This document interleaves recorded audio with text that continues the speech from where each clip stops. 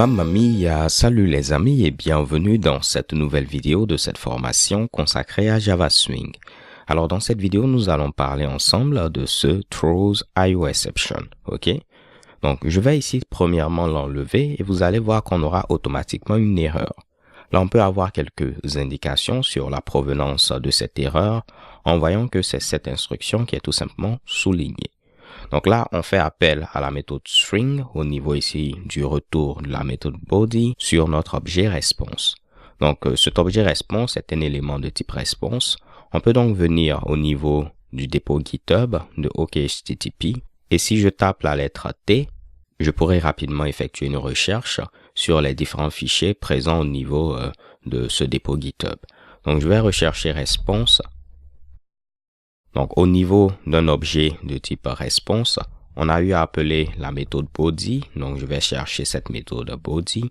On a ici une méthode pickBody. Ce n'est pas celle-là qui nous intéresse, mais c'est cette méthode body. Et vous voyez que cette méthode nous retourne un élément ici de type response body. On ne va pas s'intéresser à nullable qui est présent à ce niveau-là, ok? Donc, cela nous retourne un élément de type response body. J'appuie encore la touche T pour faire une recherche. On va rechercher response body et c'est au niveau d'un objet de type response body qu'on a eu à appeler la méthode string. Donc là, je suis au niveau de la classe response body. Je vais rechercher ma méthode string et chez bam, voici ici notre méthode string. Vous pouvez voir au niveau de la signature de cette méthode qu'elle peut lever une exception ici de type IOException. Donc étant donné qu'en appelant cette méthode string, on peut avoir une exception IOException qui sera ici levée. Il nous faudra soit gérer cette exception-là, soit dire également que la méthode qui va ici l'utiliser peut lever une exception de type IOException. Comme ça, si cette méthode lève une exception, cette autre méthode va lever également cette même exception et après on peut ici la capturer un peu plus haut. Moi, ce que je vais faire, c'est quoi? En lieu et place ici de dire qu'on va ici lever l'exception de nouveau, ce que je vais faire, c'est gérer ceci avec un try catch. Donc, en lieu et place de mettre mon try catch à ce niveau-là, je vais le faire remonter un tout petit peu. Donc, je vais mettre mon try ici pour entourer tout ce Mitsubishi là. Et mon catch également, je vais le mettre un peu plus bas. Donc là, CTRL-SHIFT-F afin de reformater ceci. Normalement, je n'ai pas changé grande chose à la logique qu'on avait précédemment parce que ceci peut lever une exception de type parseException. Si on a cette exception qui est levée, on pourra toujours la capturer ici sans problème. Et ce if-else est en rapport avec le fait que notre exception retourne un code de succès ou non. Donc, ce que je peux faire maintenant, c'est dire que je vais capturer également l'exception de type IOException dans le cas où elle sera ici levée. Et pourquoi pas, je vais copier ce même message et le mettre à ce niveau-là. Parfait. Donc là, vous voyez que je n'ai plus ici d'erreur. Parce que si cette méthode string lève une exception de type IOException, elle sera capturée à ce niveau-là et on pourra afficher notre message d'erreur sans problème. Par contre, si je n'avais pas mis ceci, vous allez voir qu'on aurait eu la même erreur à ce niveau-là. Donc ici, étant donné qu'on fait la même chose, que ce soit une exception de type parseException ou une exception de type IOException, on peut capturer ici ces deux types d'exceptions en une seule fois, en utilisant un multi-catch. Donc là, je peux mettre ici IOException. Je vais venir vous l'expliquer dans quelques instants.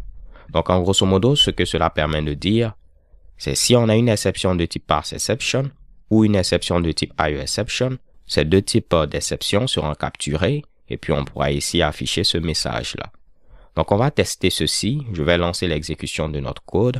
Normalement, on n'aura aucun problème et vous voyez, on a le résultat attendu, le time zone et également la température. Libre à vous de modifier ici le body comme on l'avait fait précédemment, histoire de vous assurer ici que les exceptions sont bel et bien capturées. Mais là, sur le coup, vous pouvez ici me faire confiance, les gars. Dernière chose que j'aimerais ici vous montrer avant de terminer, c'est quoi? Vous voyez que on a eu à stocker le résultat qui est retourné par cette méthode string au niveau d'une variable JSON data. Pourquoi j'ai eu à effectuer ceci, je vais vous l'expliquer. Ce que je vais faire à ce niveau-là, c'est tenter de faire un system.out.println de response.body.string et je vais tenter de faire la même chose sur la ligne suivante.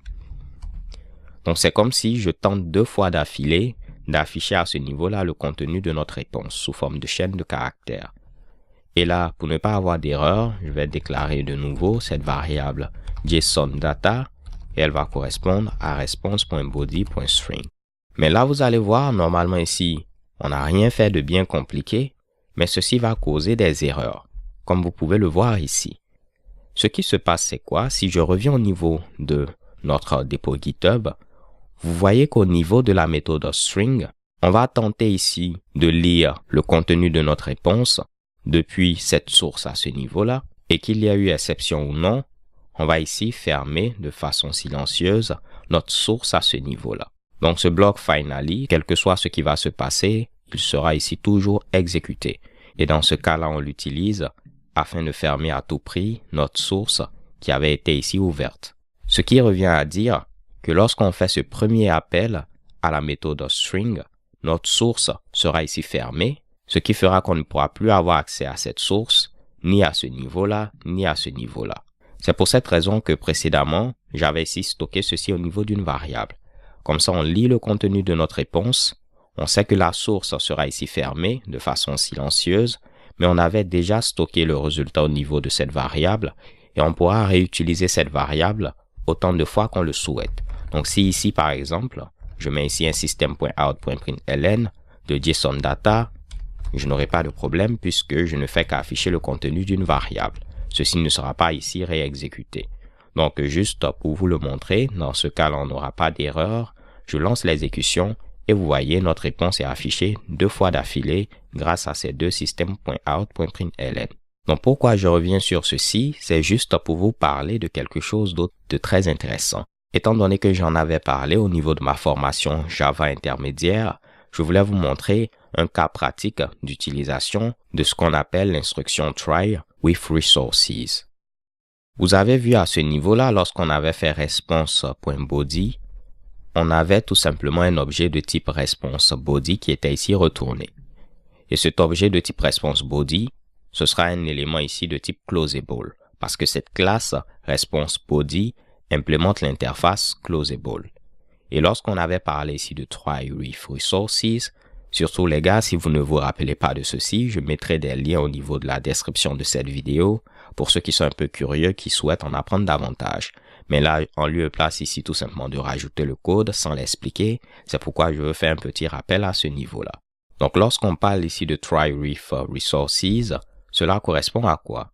C'est-à-dire qu'on peut mettre ici notre bloc try, on va rajouter des parenthèses et on pourra rajouter un ensemble d'instructions. Dans ce cas-là, par exemple, je peux mettre response.body. Body est égal à ce niveau-là à response.body. Je vais importer cette classe response.body. Donc là, rien de bien compliqué. J'utilise notre réponse. Je fais ensuite appel à sa méthode body. Ceci nous retourne ensuite un objet de type response.body. Donc je fais mon affectation avec ce type et ma variable appelons ici body. Donc à ce niveau-là, en lieu et place de mettre response.body.string, je peux mettre simplement ici body, étant donné que ceci va correspondre à la même chose. Mais là où ça devient intéressant, c'est quoi? C'est que si vous avez une classe qui implémente l'interface closable, cette classe doit à ce niveau-là définir une méthode close. Donc si on descend ici, vous voyez qu'on a bel et bien une méthode close. Et dans ce cas-là, cette méthode, tout ce qu'elle fait, elle tente ici de fermer la source de manière ici silencieuse. Donc, étant donné que vous avez mis ceci au niveau d'un try with resources, soit dit en passant, une ressource, c'est tout simplement un objet qui provient d'une classe qui a eu à implémenter l'interface auto-closable ou une interface fille. Dans ce cas-là, vous avez vu qu'on a eu à implémenter closable, mais closable, ce n'est rien d'autre qu'une interface qui hérite ici de auto-closable.